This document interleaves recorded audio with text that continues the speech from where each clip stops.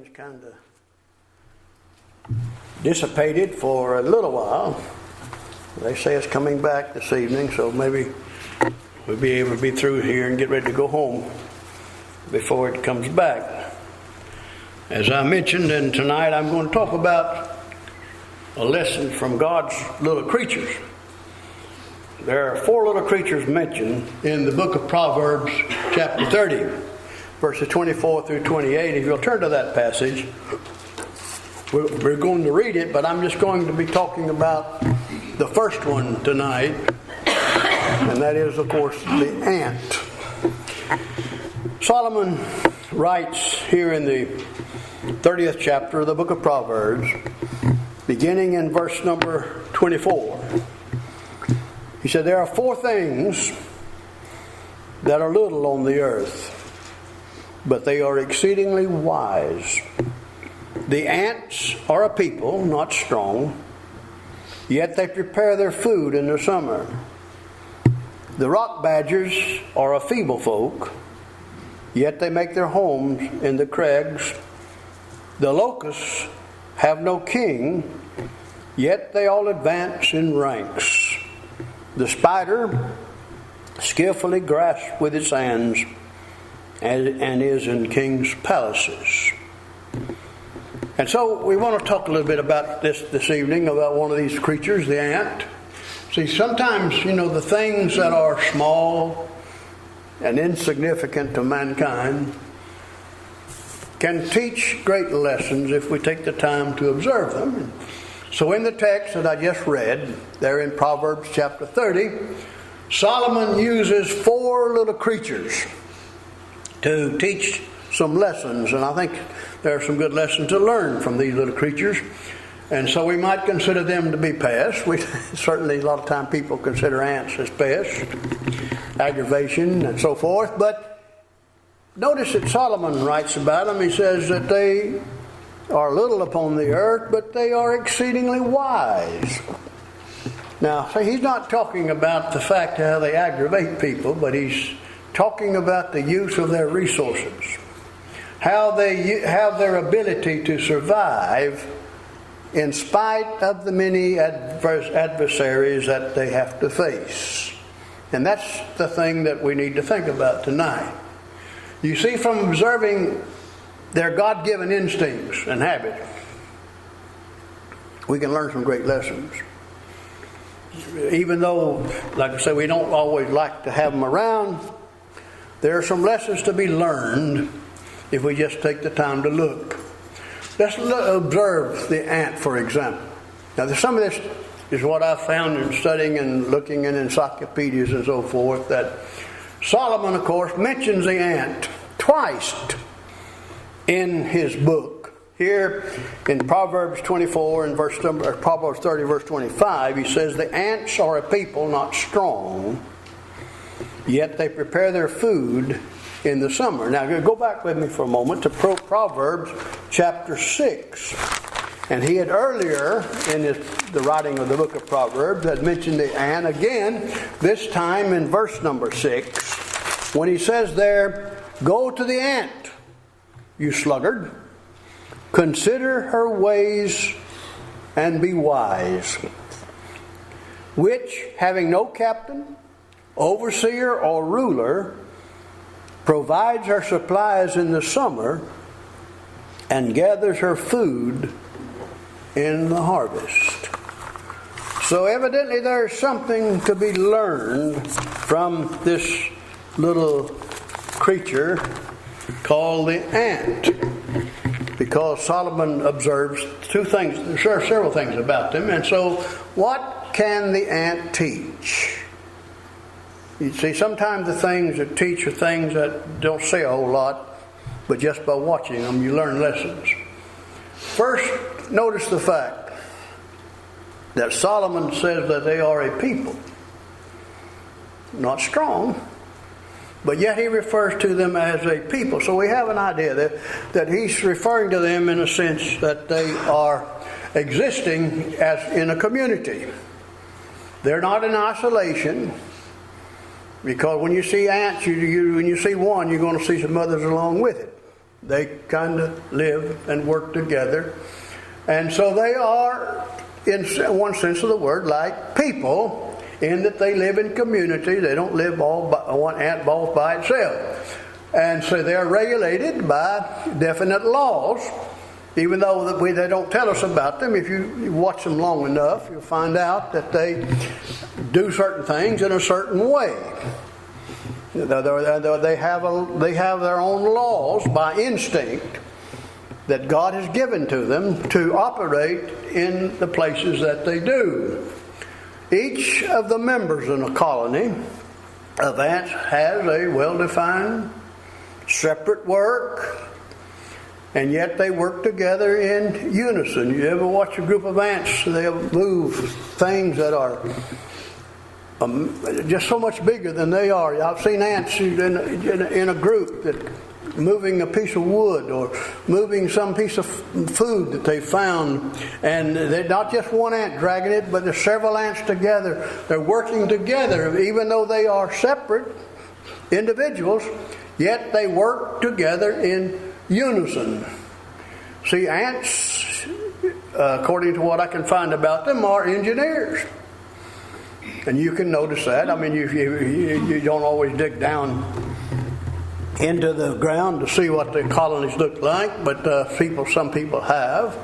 And they've observed that they do a very elaborate job in building their tunnels, and they'll even cross over a little ravine by making a bridge. And I have seen this where they work together and they get a piece of wood and they'll put it across a little ditch, and then they all walk across it. So they are engineers. I mean, they're like people. They're engineers, and I've noticed, even read where people took and poured into an ant hill a liquefied lead. And then when they let it solidify, then they dug it up. And it's amazing when they see there the elaborate tunnel that had been constructed by these ants, and how putting this liquefied metal hardening, then they could see just how they did some of these things. And they'll just imagine that they did great things there in doing their tunnels and building their bridges in order to operate. Ants in some places are like stockmen, maybe cowboys, so to speak. They guard and herd and feed a little creature smaller than they are called an aphis. And they kind of herd them together, and they watch them, they protect them, because they use this aphis to draw milk out of the aphis to feed the colony of ants. And so you see, when Paul Solomon says they're people, not strong, but well, they are in some places like stockmen. In other words, they round up the creature, and they put them together, and they milk them just like we would, not in the same way you milk a cow, but in some fashion they're able to take the milk from these aphis to feed the ants in the colony. They're farmers.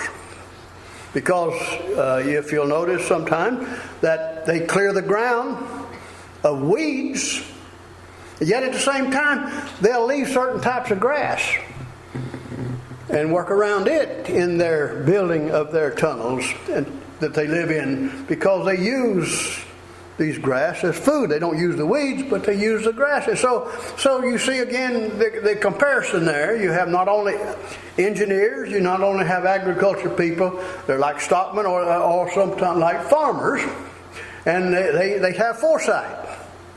And as Solomon says, they plan ahead for the future. They, as he says there in Proverbs 30 and verse number 25, that he says they prepare their food in the summer. When you go back to chapter 6 and verse number 6, what did he say there? He said they having no captain, overseer, or ruler, provide her supplies in the summer. and gathers the food in the harvest. See, they have this built-in instinct that God has given them, that they prepare for the time ahead. They know that there'll be times that they won't be able to have, or I say they know in the sense that we understand it. They tell them that summer's not going to be forever. This is something that's ingrained in them when God created them. And so they know that everything's not going to be like a summertime to them. And so they prepare during the summer for the wintertime when the snows come, or when the fall comes, where they're not going to have the food. So they have it stored up, and they're diligent in their preparation. They work, as I said earlier, they work together in unison. They prepare for the future. They're diligent in this. They don't, because in an ant colony, they don't have any shirkers as they do in a lot of places. But someone has said that there's no more industrious creature than the ant. Not even the honeybee works as hard as the ant. I don't know how they come up with these ideas, but from people that study these things, this is some of the concepts that they have. And they're very, very industrious in their habits. They're not born tired. There's no drones among them. They don't put up with that because they get rid of that one. And they're not shirkers. And they all work together in unison, as we pointed out earlier. See, their motto is work. They're always, you watch ants, they're not standing still. They're moving. They never go on strike. So they're always busy. Time for preparing for the future. And of course they do their work without fanfare or display. They don't call attention to themselves. In fact, I think they'd like to go ahead and do their work without being noticed anyway. But people notice them and they get upset with them. So they take advantage of all the opportunities that are available to them to prepare for the time of the future. And I found this quote about ants. It said, "No one preaches better than the ant." And she says nothing. Well, of course, what it means by that is that by observation, you learn. And that, of course, is the way it is with us. That sometimes the best sermons that are preached are not preached on the pulpit, but preached by the way people live day in and day out. So Christians can profit from the wisdom of the ant. So that's what Solomon says. They go in to observe the ant, because the ant is a people not strong. Yet he says they are exceedingly wise. And so we can profit from that. So let's think about this. Just like the ant, we follow the rules that God has given us. They follow the instinct that God has given into them. And they do things in a certain way because that's the way God prepared them to work. And they do it. They follow that procedure. They don't deviate from it and change it. And so you can make the application to Christians that we follow God's rules He's given us. We follow them the way He has told us to do them, and we do it that way, then we accomplish something. But when we deviate from that, then we're not going to accomplish very much. See, this is part of the Lord's church. See, each part of the church member, every church member is a part of a team. They work in unison. They're part of a team. And I learned this acronym years ago for the word team. Together, everyone accomplishes more. When you learn to work together in unison, then everybody accomplishes more. Of course, that's what Paul told the Ephesians in chapter 4 and verse number 16, when he described the Ephesians there and pointed out that God had placed in the church various offices to be used in His service. And then he goes on to talk about there in verse number 16 when he says, "And from whom the whole body," this is the whole group, the congregation, "joined and knit together by what every joint supplies, according to the effective working by which every part does its share, causes growth of the body for the edifying of itself in love." And this is a passage that I turn to quite a bit, because that's what We need to learn. Just like the ant, we have to work together. Each person supplies his or her part. Sometimes we say, well, I don't have anything to contribute. Yes, you do. Every person has something that they can use in the work of the Lord. Everybody has abilities and talent. They're not all the same, but they use them for the work of the Lord. Now, Paul had earlier written back in the book of 1 Corinthians, chapter 15, and verse number 15, therefore, my beloved brethren, be steadfast, unmovable, always abounding in the work of the Lord, knowing that your labor is not in vain in the Lord. And just like we talked about the ant, you don't see ants just sitting around doing nothing. Every ant has something that they're doing. So together, everyone accomplishes more. That's what we call teamwork. And, of course, we need to do our work, whether people notice us or not. We do the things in serving God and worshiping God, not being concerned about, look, who notices what I've done?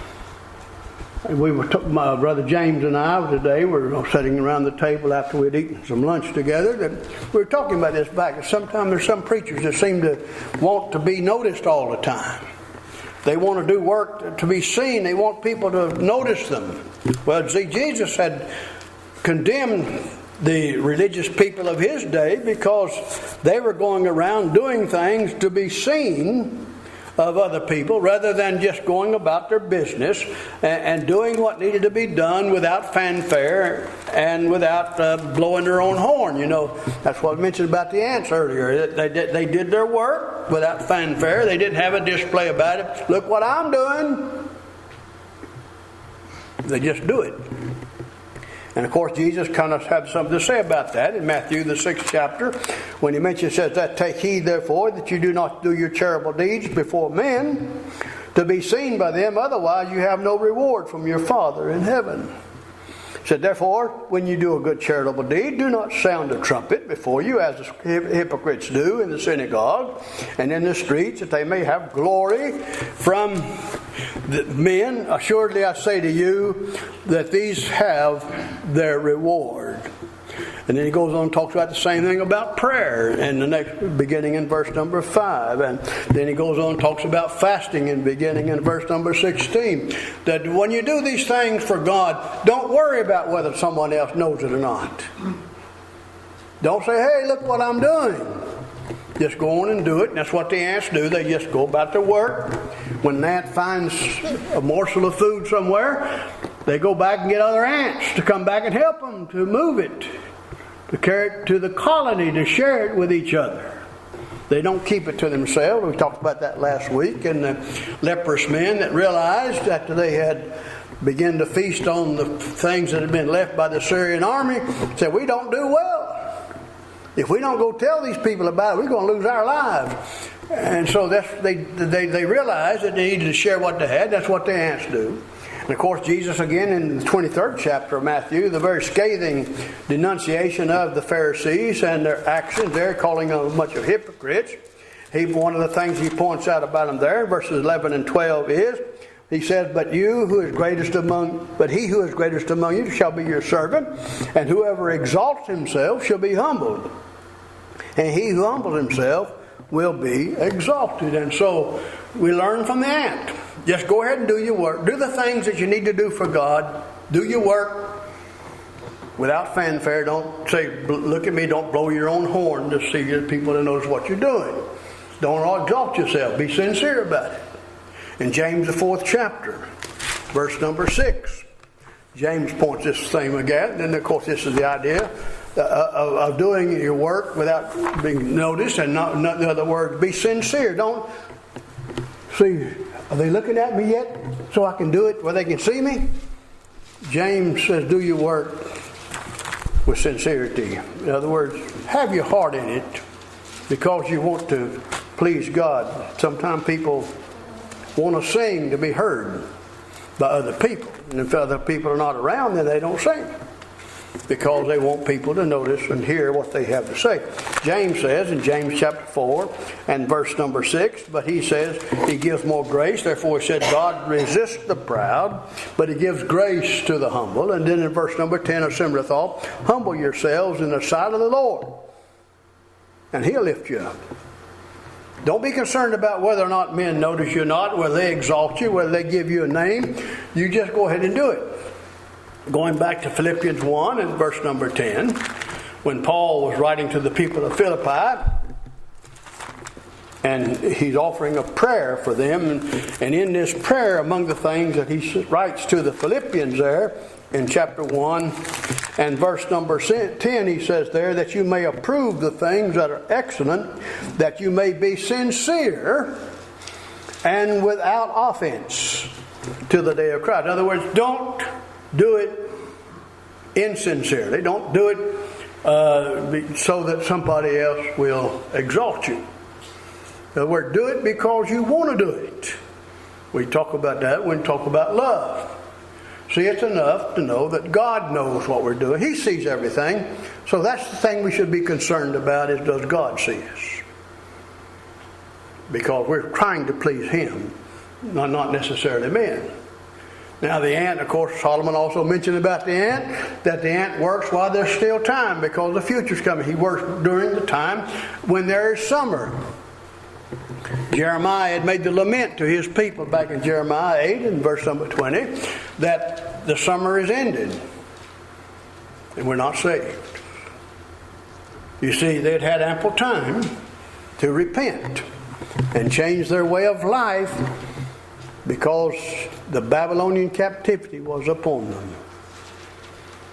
And so Jeremiah is saying the summer's ended and we're not saved.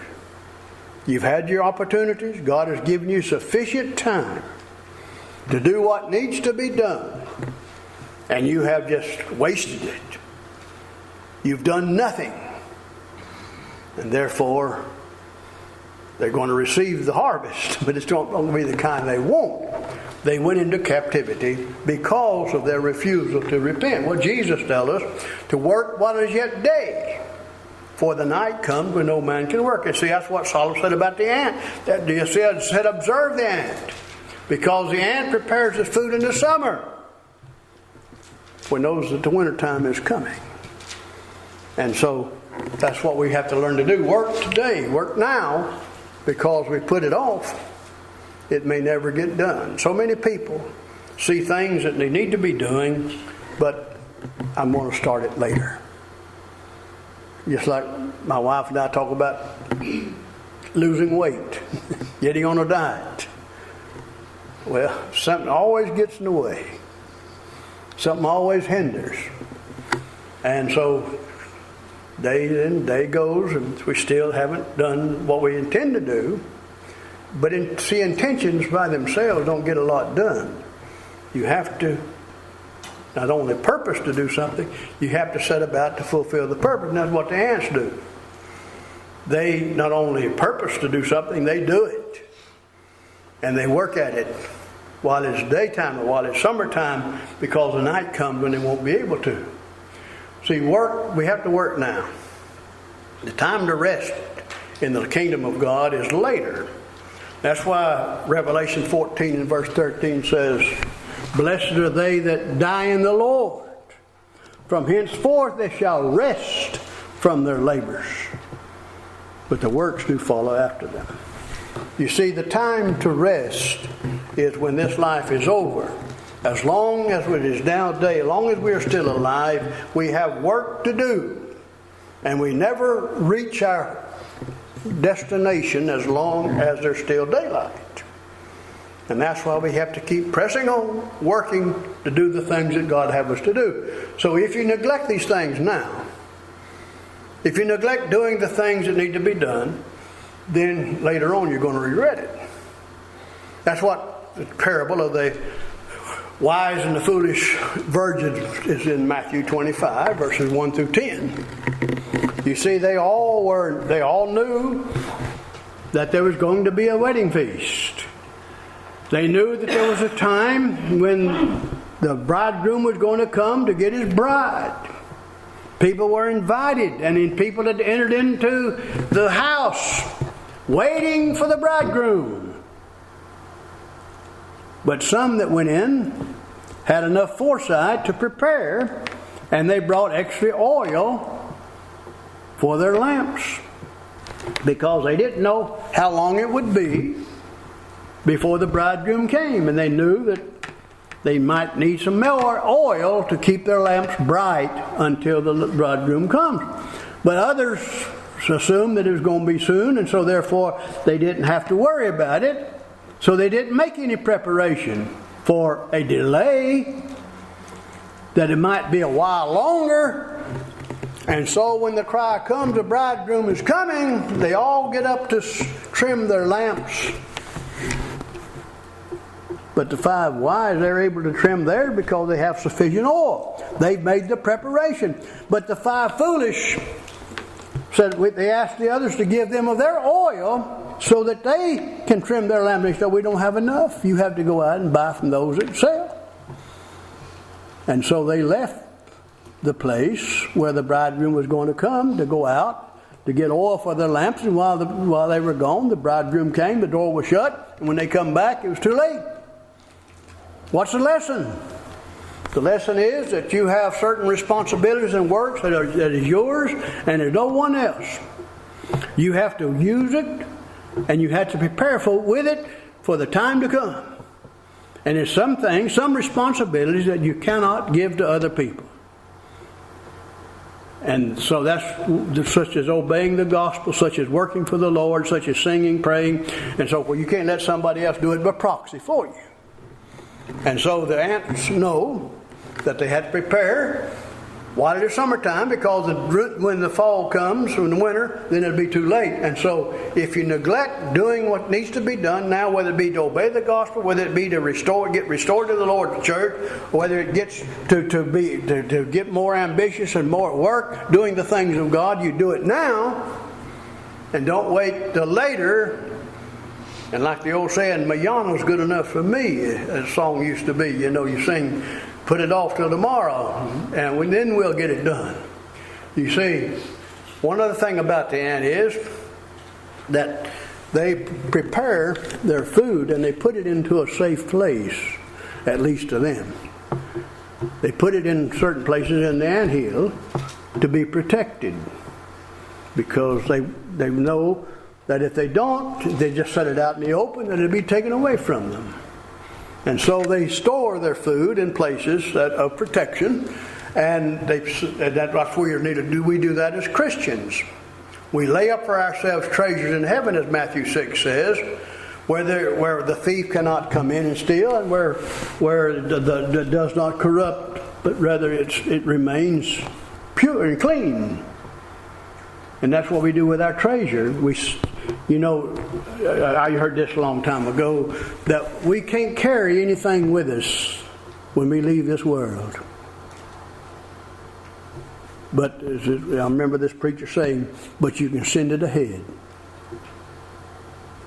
You can send it ahead by working for the Lord now, because the Lord then takes it and stores it in a place, protecting it. That's what Peter says there in verse 4 and 5, that we have been begotten again unto living hope by the resurrection of Jesus Christ from the dead, to an inheritance incorruptible, undefiled, that fades not away, reserved in heaven and kept by faith. And so you see, the treasure's in a safe place if you send it ahead. If you prepare now and send it, because God knows what you're doing, so when the time comes and the judgment, then He's going to be looking, because you're blessed. He's going to say until you enter in, "Well done, good and faithful servant, enter into the joys that's prepared for you." Why? Because you visited the sick when they needed to be visited. You clothed those that were naked. You fed those that were hungry. You gave drink to those that were thirsty.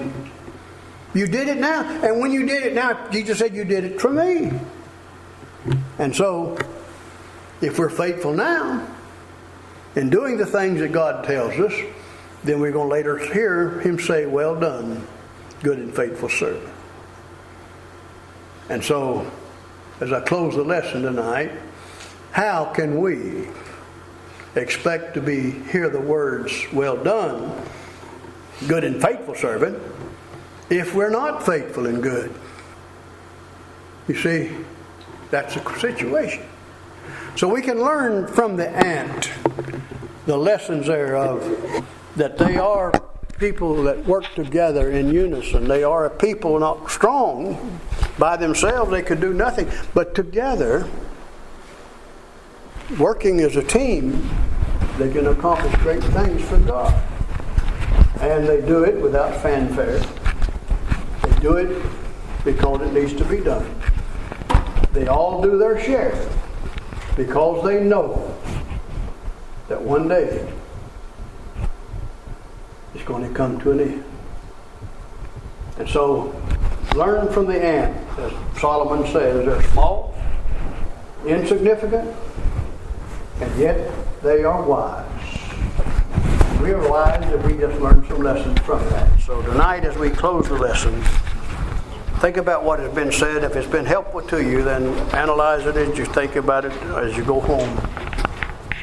And as we sing the song, Redeemed, how I love to proclaim it. If you need something to be done to help you in your faith, ask the brethren to help you, why not step forward?